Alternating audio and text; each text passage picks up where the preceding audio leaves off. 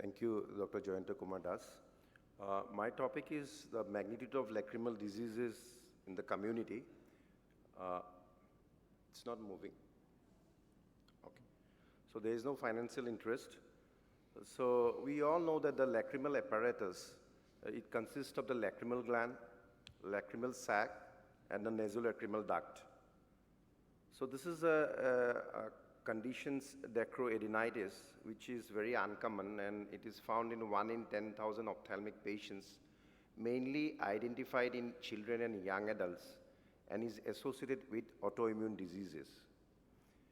So coming to the lacrimal gland tumors, these have a yearly incidence of 1 in 1 million, representing 10% of the orbital space occupying lesions.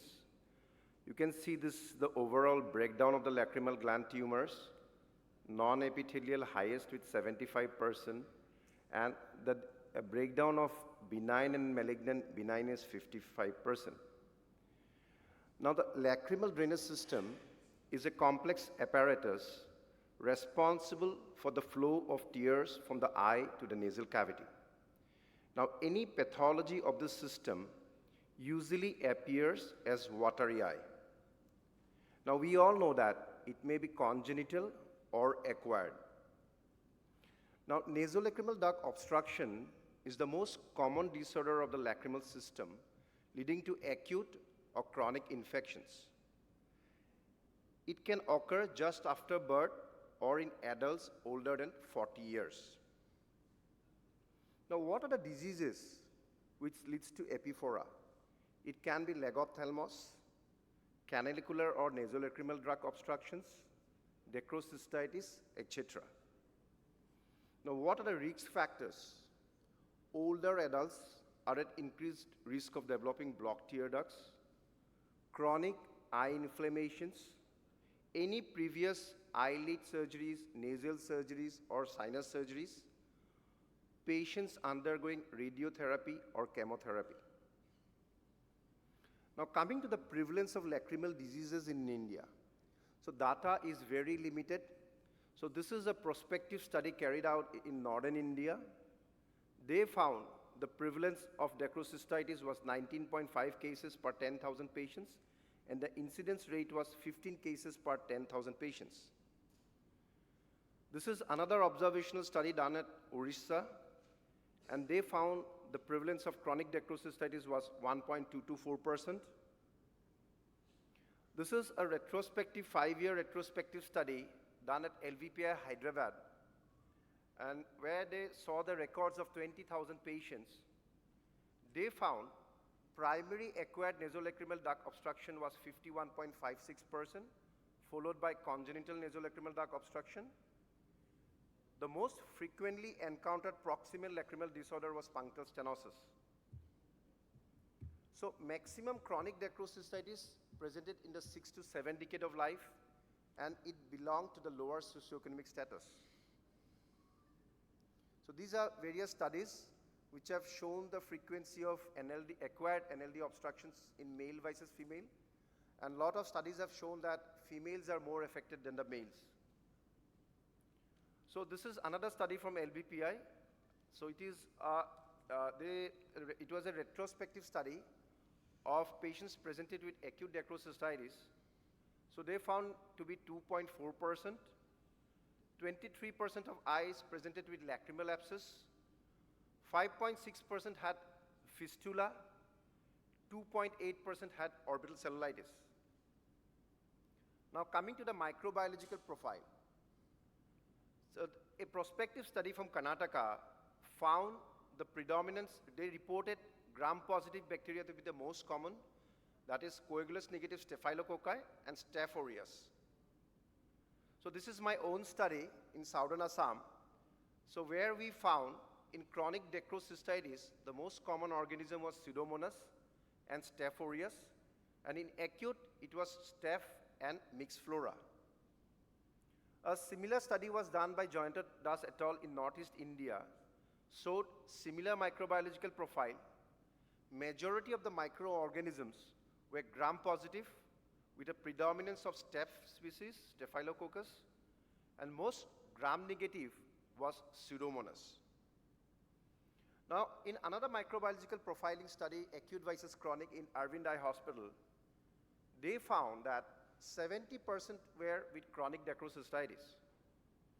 The proportion of Staphylococcus aureus and Pseudomonas was higher in acute, while proportion of coagulous negative Staphylococcus was higher in chronic. Now, what is the source of infections? So there was a study by Jayanta Kumar Das et al., retrograde or antigrade. The source can be from the conjunctiva, from the nasal cavity, from the sinus, etc. Now that study showed that maximum growth was in the nasal mucosa, followed by the lacrimal sac.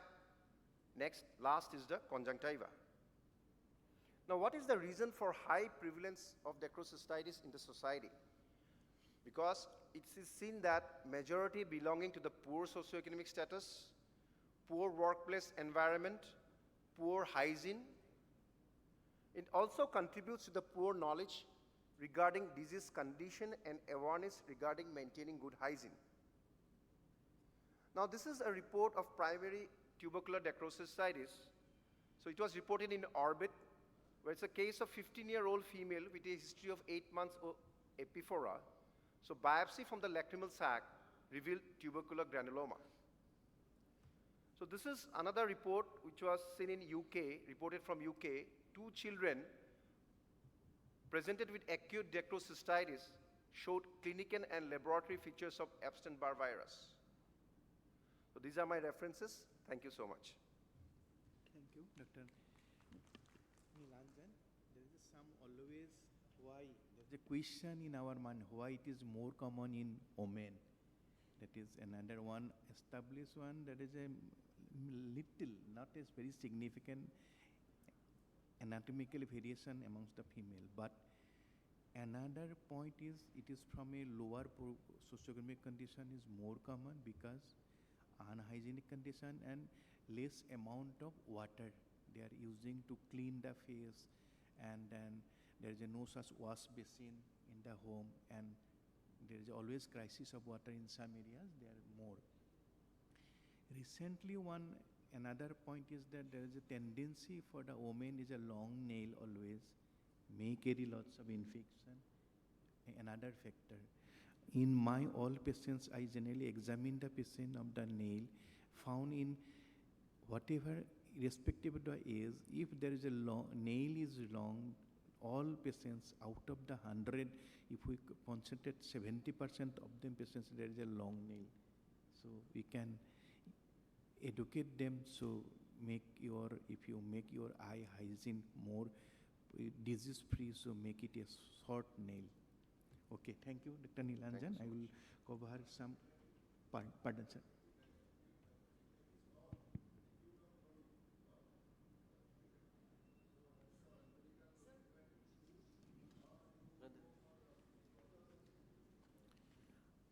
Sir, practically, is it possible to wait for the culture sensitivity report to come, or we will give some antibiotics? No, we can start antibiotics, specially covering both gram-positive and negative cocci and bacilli. This is our. Okay. In acute, those are maximum are in sometimes Klebsiella also, or so our aim should to cover gram-positive, negative, etc. whatever antibiotic available.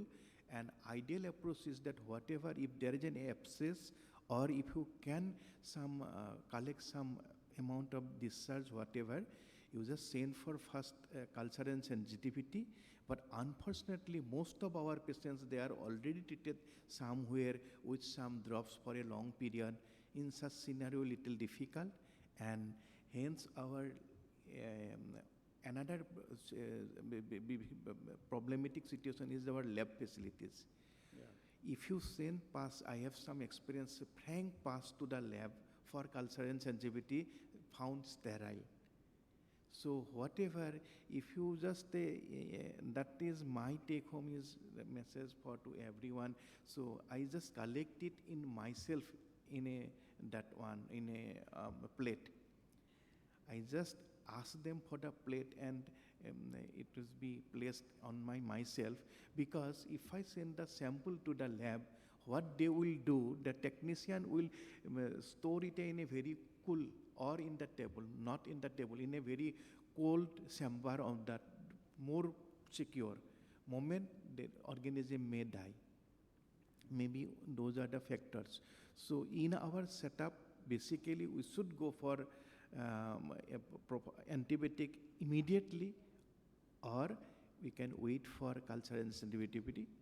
So personally, what you use, sir? I am doing both. I am doing both. If there is a abscess, there is a no need to wait. My first is that check the pressure, sugar, and the BTCT, and immediately I will go for abscess drainage. Moment you can go for abscess drainage, you can control. It's a huge sac, inflamed sac. Moment you can reduce, if it is ruptured by its own, the patient can save some amount of money, but that sac may rupture in a different way, which may be very difficult for next subsequent surgery. Or next option is that if that patient can afford, now my approach is that I am going for endoscopic immediately. If all parameters are no need to wait, very fantastic results. One of my video is there, but I am unable to today download because of the large file. Sorry for that, but I want to show. If nowadays, if you do a endoscopic this year, and you can drain it out all passes, and moment you can drain the pass, and at the end of the surgery, it will little settle. So you can intubate, or without intubation also, that surgery can be performed. So it is a fantastic result. This is the only indication for endoscopic surgery. So if patient can afford, my protocol is we can go for endoscopic. If not, if there is abscess drainage.